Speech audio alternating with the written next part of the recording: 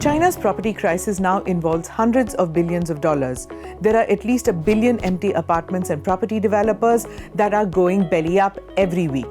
The property and construction boom helped fuel China's economic growth for 30 years. And it isn't just a problem of China in China. A $100 billion mega project with an occupancy of less than 1% is Forest City in Malaysia's Johor Bahru, built by China's largest property developer, Country Garden. The company now faces a liquidation petition due to non-payment of a $205 million loan, dealing a new blow to China's property sector. Can Beijing contain the property crisis? How is it impacting China's economy?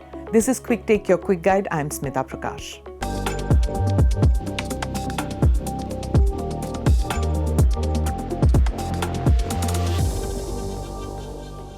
All about China's real estate crisis.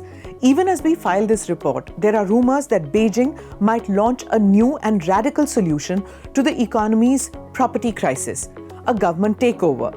Why did it reach this point? Beijing has been grappling with a real estate crisis for the last 2 years.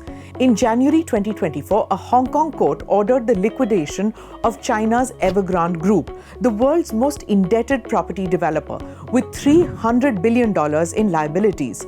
To put that into perspective, the GDP of approximately 100 countries is less than the debt of China's Evergrande. In 2023, the sale of China's leading 100 developers dropped by 17.3%. In 2022, the property market saw its worst decline in new home prices in almost 9 years, with investment dropping 9.6%. So this slide isn't sudden. The signs have been evident for 2.5 to 3 years. Impact on the economy.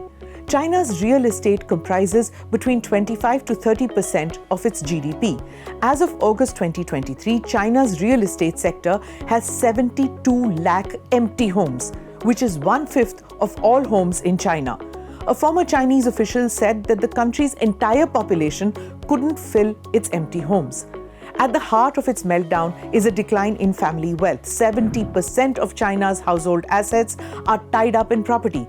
According to Bloomberg, even 5% decline in home price will wipe out $2.7 trillion. What is Beijing doing? One report says a drastic measure could be a government takeover, which means going back to the country's communist roots. What could happen is more rentals than ownership, and government funds would then be used to buy up bankrupt properties. Right now, the government's share is 5%. With the new rumored scheme, it could go up 30%. A Chinese insurance giant's banking arm is extending $1.1 billion credit line to its real estate investment division to settle debts, though this seems like a drop in the ocean given the scale of the crisis.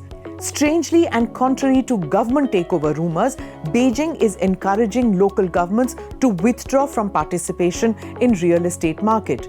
In 2020, the government of Xi Jinping introduced new regulations to restrain the debt levels of major real estate developers. But these measures came into play only when the situation had already escalated. As a result, Evergrande resorted to offering major discounts on its properties to ensure that money was coming in to keep the business afloat. To stimulate the property sector, Hong Kong decided on February 28th to eliminate various restrictions on residential properties. This involves removing additional stamp duties, transactions, and waiving stamp duties. More housing units for who? One estimate says that China already has some 7 million empty housing units, and the population is shrinking.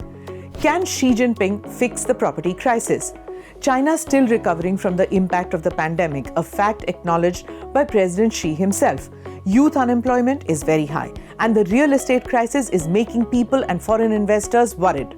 Japan had a real estate problem 3 decades ago, and even now, the government there is still trying to fix it. It's possible, although not certain, that China might still be dealing with these issues in 2050. Thanks for watching. Jai Hind.